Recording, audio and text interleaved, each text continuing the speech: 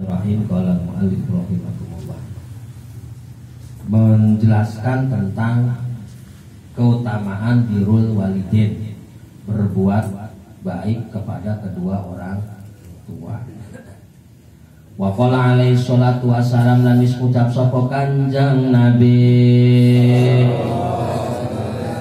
hikayatan hale nyeritakaken anillahi ta'ala saking Allah ta'ala qul ngucap sira lil bari kaduwe wong gawe becik, lil bari kaduwe wong gawe becik, liwalidayhi kaduwe wong tua loro, i'mal ngamal sira ma ing barang sita kang kersa sira, fa innallaha yaghfiru laka mangka satune Allah yaghfiru iku ngampura Allah laka kaduwe sira.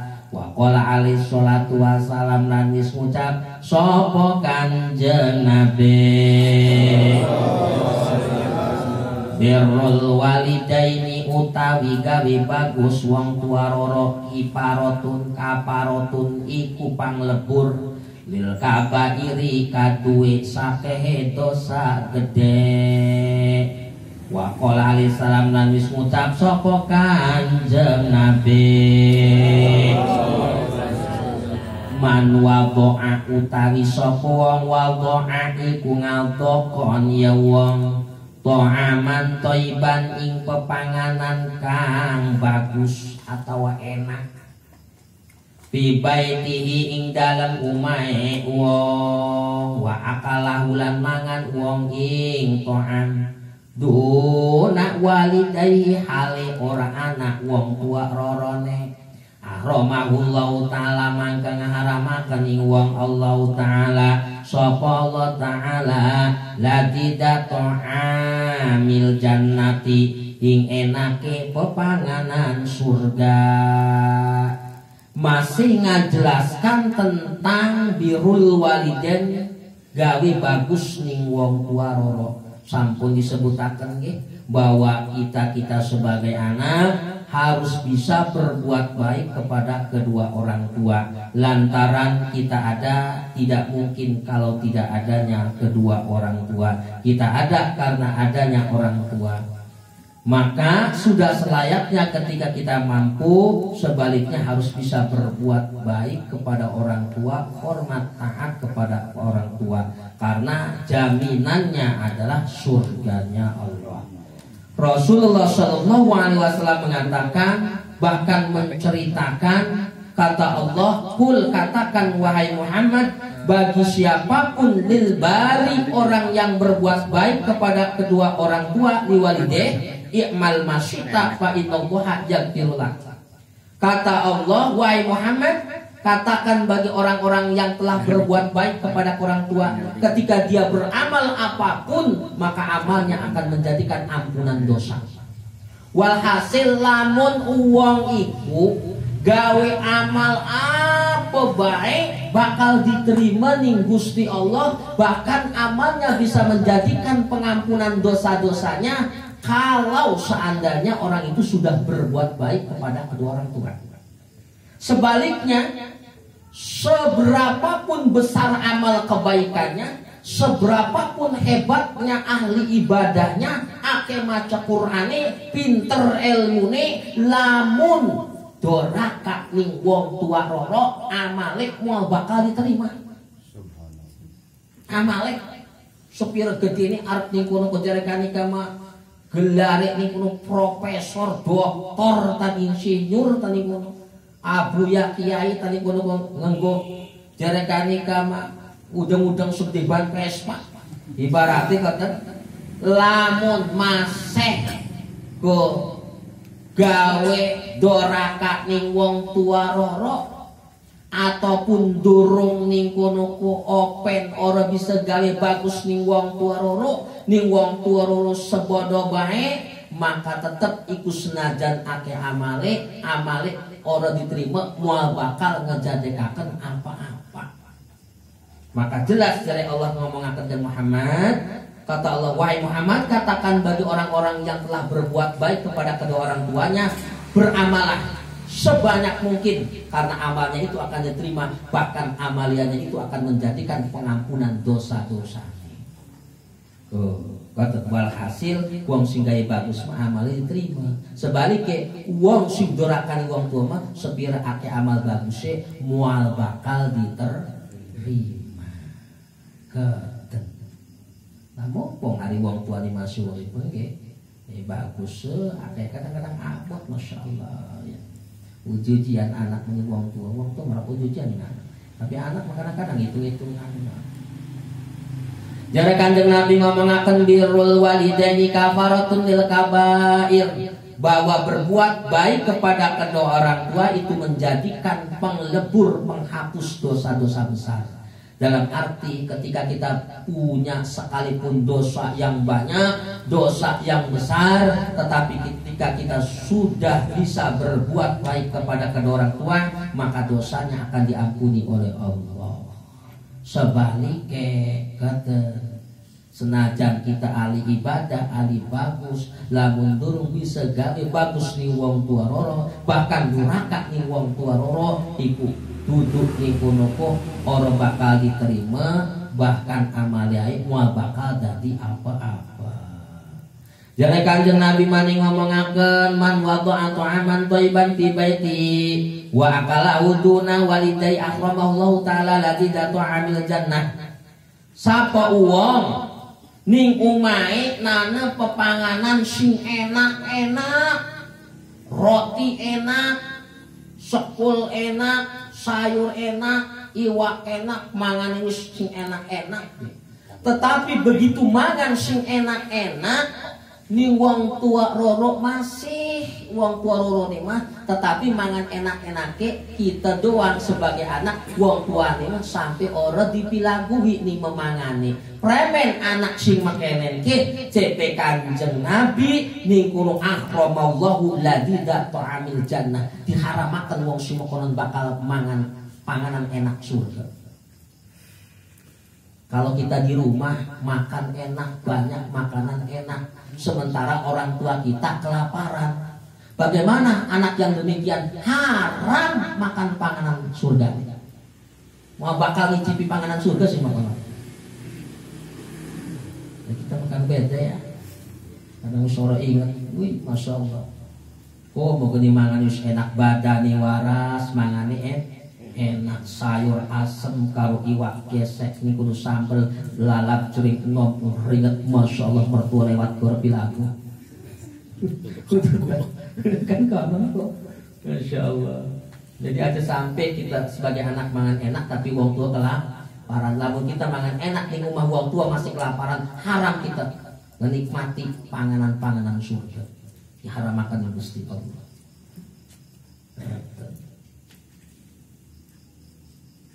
Bagaimana seandainya saya dengan orang tua saat ini jauh, gak niki menjawab paket. Ya tadi paket akan di tekan kanan mampu. Entah hebat.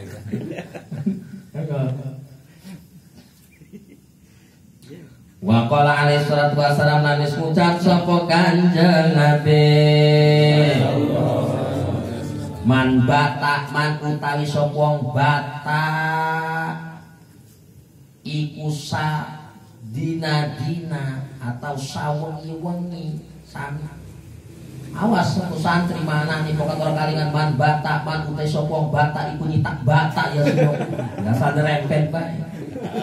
Kurang tekang rumah macam kita nih mokon lah jawab tuh kita orang mana asal nyerocos di jarang motor kita ini pengaruh jangan kita mau tapi semacam kita belum asal nyerempet cuma man bata man utawi sapa wong bata iku sadina-dina yasuwa subanan halewar ruyanan tur seger. Tetapi wa ahadu walideh utawi salah siji wong tua rorone suwong jianun iku ngelih au utsanun atau ngelak, maka premen anak si mengkonon hasarahullahu mangka ngumpulaken ing suwang sapa Allah yaumal kiamati ing dalem dina kiamat ji'anan hale ngelih wa utsanan lan ngelak walam yastahillah lan ora isin sapa Allah min azabi saking nyiksa wong yaumal kiamati ing dalem dina kiamat. CP Kanjeng Nabi, siapapun anak ke dalam kesehariannya dia itu wareg, keadaannya wareg, orang ngelih, bahkan seger nginumi gening kono sing dinumi ke sing enak-enak bae niku ngopi, susu, pantas, sprite, coca-cola. Umpama nginumi ke sing elit-elit umpama ka. Sementara salah siji wong tua rorone mah ataupun kerororone kedua-duanya mereka di sana itu dalam keadaan lapar dan dahaga. Bagaimana anak yang demikian kata Rasulullah, hasarahullahu yaumal qiyamah ji'anan wa usanan. Besok dina kiamat dikumpulaken ning Gusti Allah karo golongan wong sing ngelih-ngelih karo sing lak-lak. Mau bakal dina panganan dina kiamat. Ari masih ngabiaraken ngaendahaken salah siji wong tua roro dalam keadaan ngelih. Kadang-kadang kita sendiri wong tua kan mikir nih kayak apa aja anak kita nih karena orang memangan. Wong tua masih mikir aja anaknya. Tapi kadang-kadang kita sebagai anak jarang mikir aja. Kok mau kadang kita nilai susna dari kadang orang kalingan. Wong tua. Bahkan walam yastahillau min adabil yaumal qiyamah. Allah tidak akan segan-segan menyiksa anak yang demikian di hari kiamat. Dalam arti walhasil Allah akan mengumpulkan sekaligus memberikan siksaan yang sangat pedih bagi anak yang tidak memperdulikan kedua orang tuanya sampai-sampai orang tuanya kelaparan.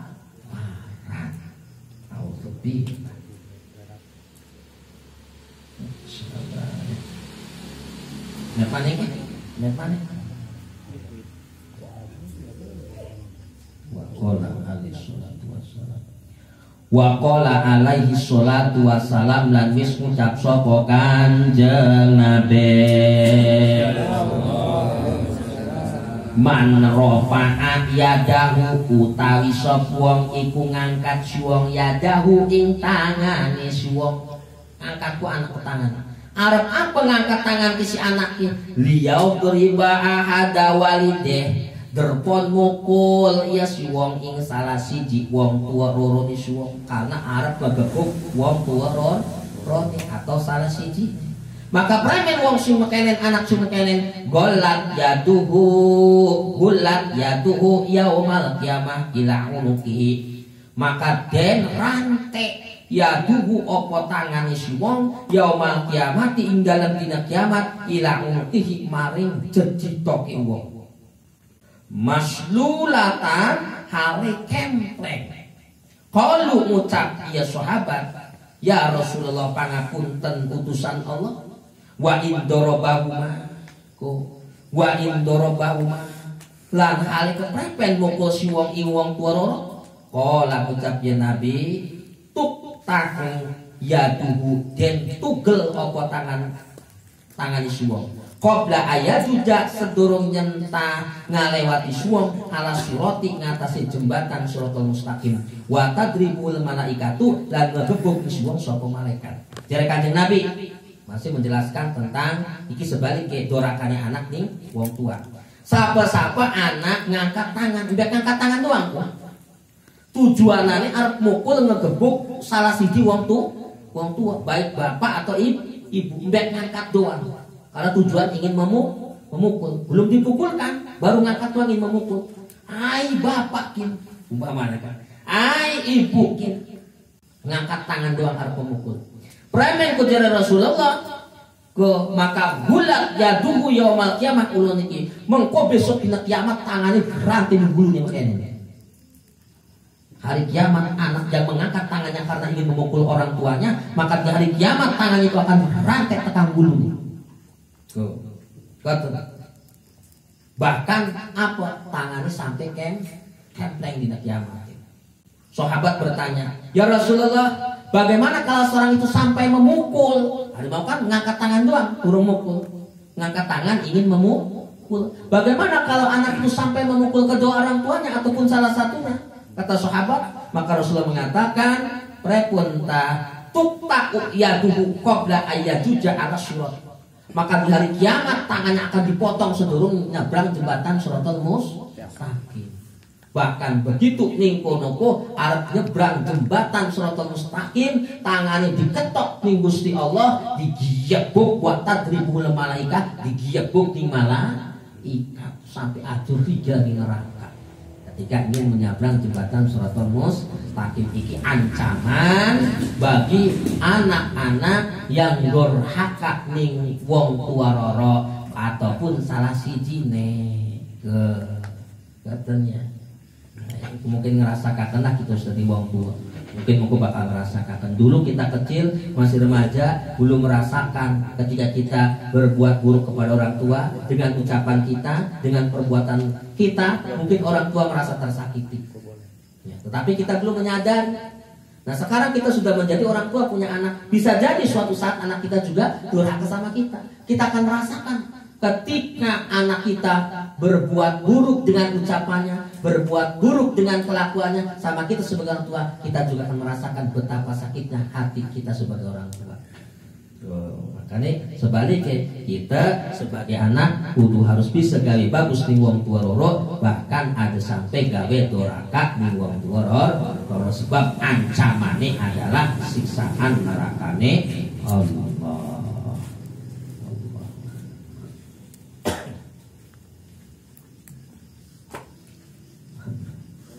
Enggak, bisa ada pertanyaan Ani?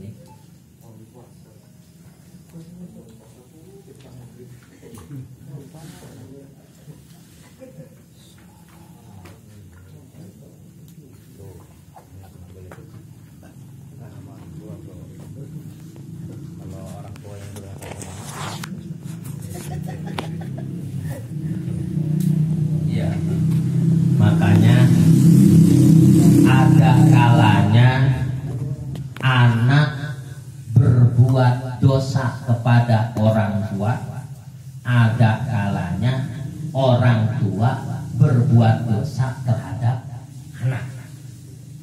Bagaimana dosanya anak terhadap orang tua? Satu, dia tidak taat, tidak hormat terhadap orang tua, bahkan melawan terhadap orang tua. Ini jelas berarti anak berbuat dosa terhadap orang tua. Ada pula berarti anak ini tidak bisa menjalankan kewajibannya sebagai anak terhadap orang tua. Apa kewajiban anak terhadap orang tua? Taat terhadap orang tua, menghormat terhadap orang tua. Ini kewajiban anak. Berbuat baik kepada orang tua, ini kewajiban anak terhadap orang tua. Ketika kewajibannya dijalani, berarti dia sudah berbuat baik terhadap orang tua, sekaligus dia tidak durhaka terhadap orang tua, tidak berdosa terhadap orang tua. Ada kalanya sebaliknya, wong tua doraka ning anak. Awas, jangan bukan disebut orang anak saja yang durhaka sama orang tua. Wong tua itu bisa jadi doraka ning anak. Kadang-kadang wong tua kita wong tua orang nyadari doraka nih kita wong tua apa nih anak. Pengen ini bener bae, ngerasa bener bae kan wong tua. Karena wong anak-anak ngomong bener kayak papa. Kadang-kadang niko-noko. Jadi kan ke anak-anak ngajak papa, wis muni beduk salah tuh, wis ngomong apa sih lah. Karena kan terima kita wong tua makan neraka nih anak. Padahal ya jelas kita salah sebagai wong tua. Nah, bagaimana dorakane wong tua nih anak? Wong tua, orang tua tidak menjalankan kewajibannya terhadap anak. Tuh, berarti sebaliknya orang tua berbuat dosa terhadap anak. Kita lihat dulu apa kewajiban kita terhadap anak. Satu, ya nafkah secara lahir dan batin. Kebutuhanannya disumponi ke anakku.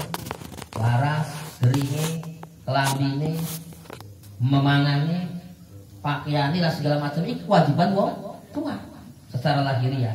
Secara batinnya, secara agamanya kita tetap wong tua juga kewajiban. Apa diantaranya? Ngedidik, mengajarkan terhadap anak kewajiban terhadap Allah. Ini kewajiban wong tua ke. Dalam artian di anak wajib ngekon ngaji ning anak. Wong tua wajib ngekon ngaji ning anak. Wong tua wajib ngajari ning anak. Wong tua wajib ngekon sholat ning anak. Iki kewajiban wong tua ning anak. Kalau seandainya orang tua melalaikan, berarti orang tua punya dosa terhadap anak. Itu salah satu contohnya. Kalau kita wajib mendidik anak dalam pendidikan agamanya ataupun yang lainnya, yang dianggap itu wajib, ketika kita melalaikannya, berarti kita sudah berbuat dosa terhadap anak. Di kesebut sirap itu anak kah? Orang ngedidik, orang apa, orang ngajari, orang apa, tekan orang. Nah, ini berarti kita orang melakukan kewajiban, berarti kita tuh serah. Kalau orang tuanya gebukin anak gimana? Orang tua ngegebukin anak, ya ngegebukinnya sebab apa itu? Ada, jadi cerita lah, tapi ini ternyata. Jadi ada anak mau nikah nih sama suka sama pacarnya, ternyata anaknya orang tuanya ngelarang.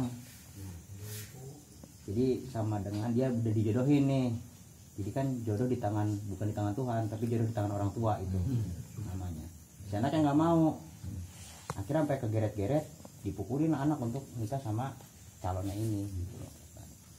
Itu cara pembelaan diri anaknya bagaimana gitu kan, karena kan kita kan nggak boleh ngelawan. Apa kita harus menghindar, harus kabur? Ada yang begitu soalnya. Jadi diantaranya satu, kewajiban orang tua terhadap anak adalah menikahkannya. Itu kewajiban terakhir tuh orang tua terhadap anak, menikahkan anak ketika anak sudah bertemu dengan jodohnya. Nah, seumpama anak ini sudah ketemu masing-masing jodoh dapat sendirilah, katakan gitu kan. Nah, tinggal itu mah kebijakan kita aja sebagai orang tua.